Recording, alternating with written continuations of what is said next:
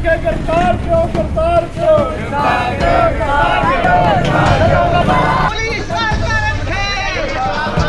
अस्सलाम वालेकुम नाज़रीन, एजे बुखारी का सलाम कबूल करिए। वक्त की बात के साथ मैं हूँ एजे बुखारी। नाज़रीन, आज ऐसे मुद्दे पे बात कर रहे हैं जो मज़लूमियत की दास्तान है। वो दास्तान ये है कि कुछ दिन पहले जकमाबाद के करीब एक शहर है ठुल, वहाँ पे सद्दाम लाशारी को कत्ल कर दिया गया।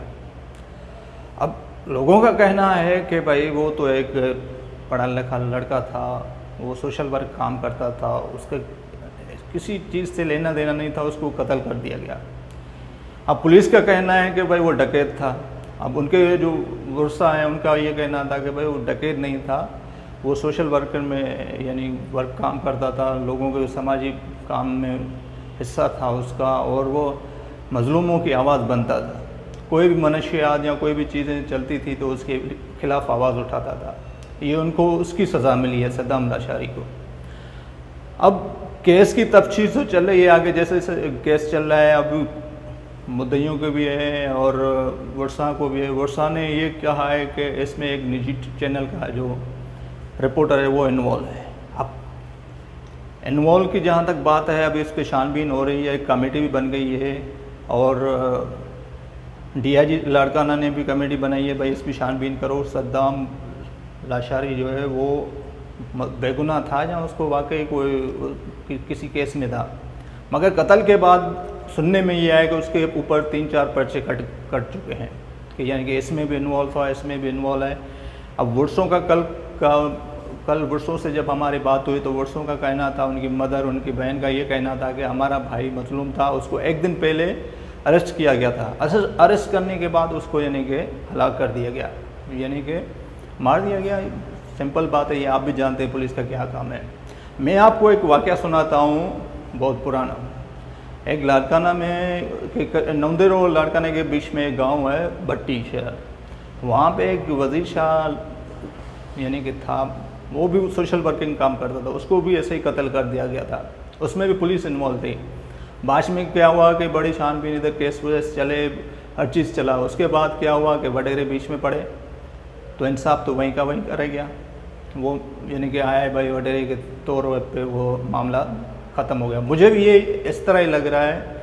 अब इसमें सरकी साहब ने तो कूद पड़ा है, आऊँगा मैं, DIG को कॉल करी है और इंशाल्लाह इंसाफ होगा इनके खून के साथ।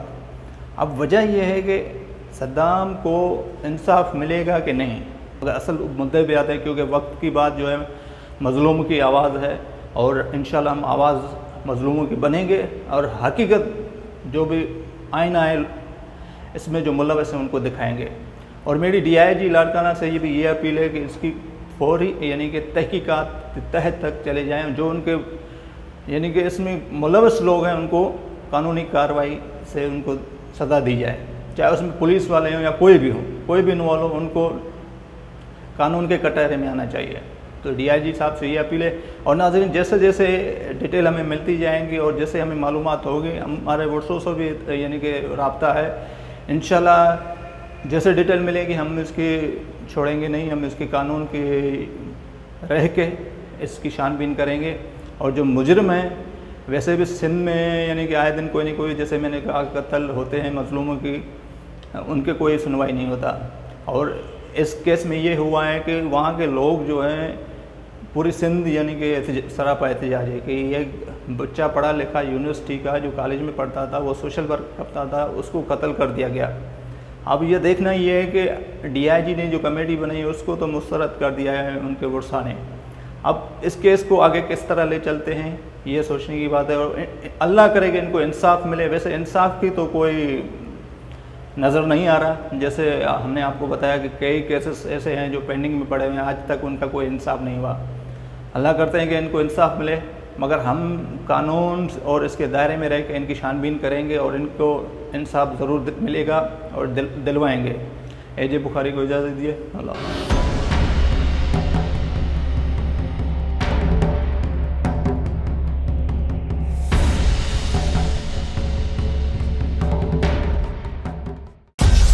मेरी पहचान वक्त की बात को सब्सक्राइब करें और कमेंट करें।